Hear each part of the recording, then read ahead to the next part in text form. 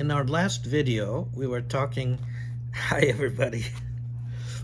Um, what we're trying to do is to restore astrology to its true understanding. That it's not just a esoteric, some mystical thing that is like just some kind of up in the air knowledge, but it's actually based on practical, concrete observations and logic. That it's really a science of how the universe is connected to us, how the planets are connected to us, and what they do to planet Earth. So we'll develop that theme, and I'll give some evidence about it and discussions about it as we continue. And my hope is that once we understand that it's a real science, and it was developed to a certain fairly high level thousands of years ago, but it can always expand in the knowledge. But in order to expand a science, the knowledge of a science, you have to first understand its foundations, to understand the basics of why is it this way. So in physics, you have the same thing. You understand electricity, the charged particles, electricity, electromagnetism, and so on. You have to understand some of the basics to see how things work, how electric fields rotate and do this and do that, and how you can apply them. So astrology is capable of being applied. As I've envisioned that once we straighten out some of the misconceptions, and we use terms which are more mathematical instead of using constellations that keep changing positions of space-time as references. Once we understand we're talking about space-time energies coming in, and we have more of an equation or mathematical label for it, which is universal, then thousands of years from now, people will have no confusion about it. As it is today, already the labels put on those 12 sectors has confused everybody. Because you say, well, now number one position is really Pisces, but Pisces meant this, and then, no, it's a label from 2,000 years ago. We should put down number one position, number two position, number three position. Then 2,100 years from now, people will understand that this is the energetics of the first month of the season, the second month, the third month, and so on. So as I mentioned, we're going to look now at the human activities of each lunar month, each of these 12 sectors, and it's reflected, that activity is reflected in the description of these so-called zodiac signs, these reference points, these labeled terms. And the idea is because we are part of the collective consciousness of our community, our area, then we partake of those qualities. So if you're born in, well, let me explain. So the first thing, so this is my little drawing. As I said, I don't have the most exquisite graphics. I try my best. But this is a circle, the same circle we were looking at. The horizontal line is the equator again. And then number 1, number 2, number 3, number 4, so on. Those are the positions that the sun and the moon, but especially sun, takes each month. It goes higher and higher above the equator, and then lower and lower below the equator. So the first, and this circle of time was divided into 12 sectors, which correspond to 12 months, lunar months of the year. And the whole thing, 12 altogether, is representing 1 year. So in the first sector, that's the beginning of spring, first month of spring. And what do people do in a culture which is agriculture? Seeds. Plant the seeds, plow the land. All of nature comes back. There's a lot of creative energy in nature. The plants start blossoming again. the leaves come back. So Aries was associated with the restoration of life and creativity and fertility, you know, like that creative, like planting the seeds, literally. And then the second sector, which was back then, it was labeled by the constellation that was sitting there. Number 2 sector was the month of April, basically. That April 21 to May 21. That time period, you fertilized. You planted your seed, your crop. You fertilized. That's when a lot of the animals also had their families. You know, it gets warmer, so they get together, they nest, they have families, and then you have you have an association with that time period, that number 2 position, which was called Taurus, with fertility, you know, and kind of nurturing and family and all of that. And then there was the third month of spring, number 3. You see, number 3, right before summer. That's a changing time. And so people born around that time, they would partake of the solar energy of changing of season. The idea was that if you're born at the changing time, you have some greater flexibility in your physiology and your thinking. So, and that's the time, well, what did you do? You already planted the seeds, you fertilized and watered them, and now you have a little time on your hands. So you go take little short trips to see your relatives, maybe down the village, or you socialize a little, you talk to each other more. So Gemini was associated with communication and with short travels and so on. Then you have early summer, you know, this starting at June 21st at the equinox, basically. And that's number 4 sector. It was called Cancer then because it was lined up with the constellation Cancer, which of course today it's no longer lined up with that. But at that time they gave it the label Cancer, and that, or Karka in Vedic tradition. And that was the time when we had early rains. The early rains, and we also spent more time, you know, the children were no longer they were growing up, you could say. In spring, animals would have their children, and then and maybe people also, and then they were in tune with nature's cycle at that time. So a lot of animals give birth in spring, and then around that time when the sun is fairly high, the early summer rains, there's more children home type of activities. Mother is at home.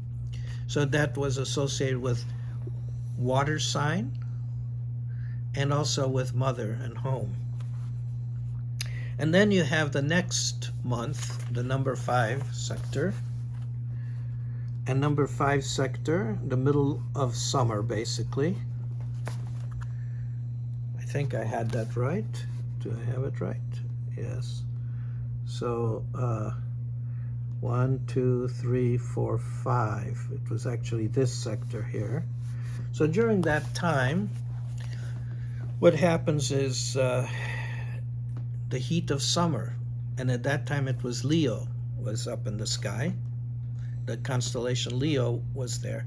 So, you know, a man or woman in ancient times, they just had to look at the constellation and they knew the sun is in that, you know, it's lined up with that. They knew that was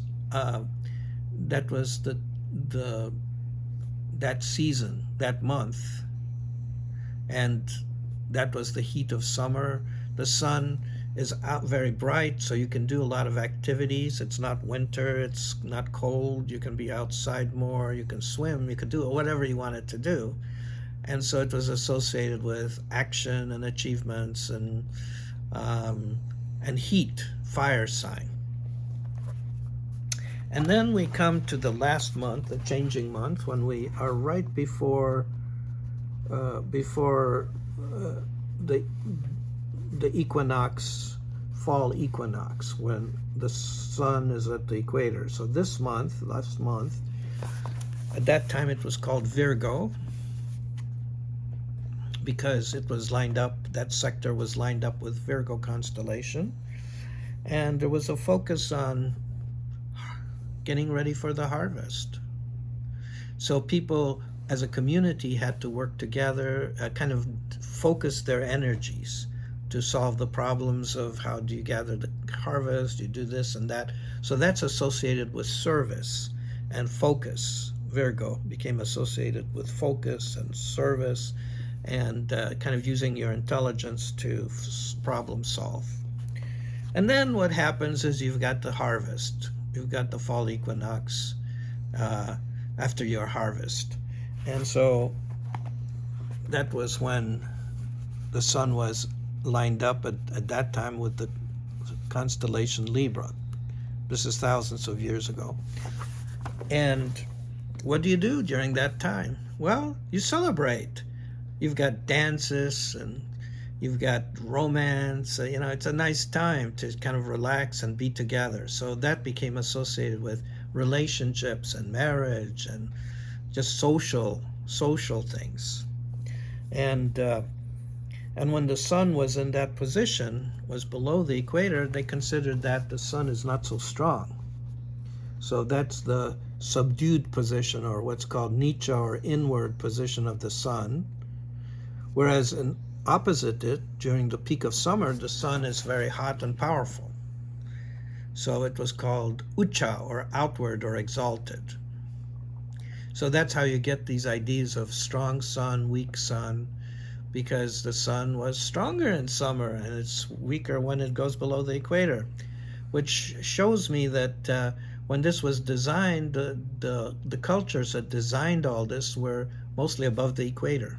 They actually were above the equator, all these cultures. And then you go into the next phase. Okay, so you've got the number 8 position.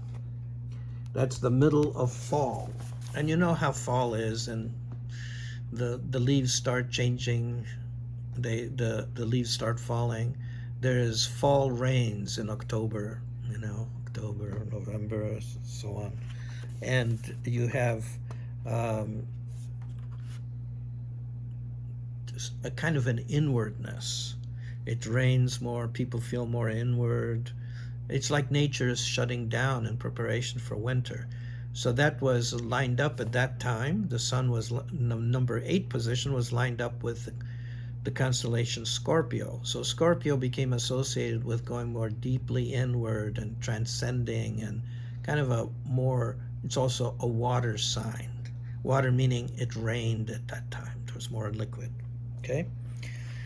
And then you come into number 9, right when we're getting from November to December 21st, remembering that this is the lowest point below the equator, was the solstice, the winter solstice, the coldest day, shortest day of the year. And right before that, leading up to it, which nowadays would be the holiday season at the end of each year, like leading up to the December 21st. That's holiday time coming in. Well, people have done their harvest. They planted their seeds, they fertilized them, they did their activities, and they harvested everything, they celebrated everything. Then fall comes, you're a little more inward, it's raining, and then you come to that December month, and now it's time to honor the divine. A lot of ancient civilizations had holidays at that time, so they worshiped God. So number 9 position was a good time for worship. So that's associated with temples, churches, we'd say in the West, with prayer. and with higher values, because your mind is now more thinking about God. Now we come to the next season, which is, now we're coming towards winter. So the last quarter of the circle here, where the sun is below the equator, and it's the last bit. So it starts with number 10 position. Oh, excuse me. I'm seeing everything in reverse here on this. This is the last quadrant. So we start with number 10 position below the equator, and then we've got the beginning of that cold winter season, the middle of it, and then the end of it. Capricorn at that time was lined up with this position, Aquarius was lined up with this position, and Pisces was lined up with this position. Now, Capricorn was that time in January, December 21st to January 21st. A cold time. The sun is not out, it's short days, and you kind of have to be self-sufficient. It's a little lonely because of that. You know, you're kind of more inside, maybe it's snowing outside, it's cold, and you're more self-sufficient, and which makes me think that there was the changing seasons. The people were living in the north who developed all this. And so during that time, we tried to be self-sufficient. And so Capricorn became associated with being more alone and being like a frontiers person, more self-sufficient. You chop the wood, you burn the fire, you know, for the stove and so on. Then we have Aquarius come in, the number 11 position. That's really, really the peak of winter. And the peak of winter is cold. Cold, cold, cold, cold.